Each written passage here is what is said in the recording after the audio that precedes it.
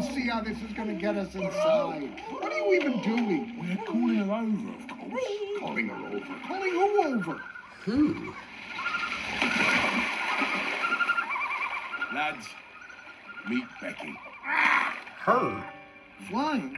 No. New information. Listen, tell her thank you. I mean, you guys have gone above and beyond, really. But is there a way to get in that involves, like, swimming? Because that's really our strength. Look, your friend is going to be in quarantine. That's where they take the sick fish. And the one and only one way into that place is Becky. There she is. Hi, Becky.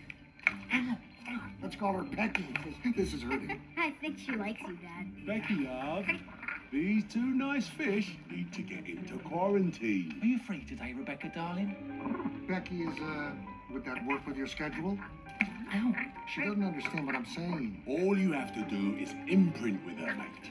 What? Imprint. Look her in the eye and say, Ooo-roo, and she'll be in sync with you. Now, look her in the eye. Yeah.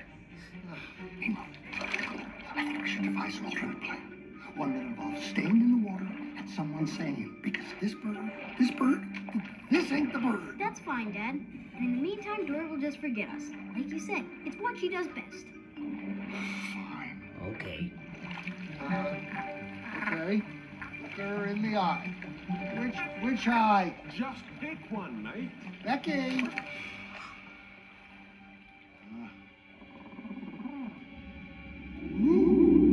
Ooo-roo, Becky. Okay, this is all great. How exactly is Becky supposed to carry us? Ah, yeah, I almost forgot. Gerald! Yeah, Gerald. Come on, son. Come on, Gerald. Give us your pail. We'll let you sit on the rock. Yeah, Gerald. We swear it. That's right. Shimmy on over here. Come on, you can do it. That's right.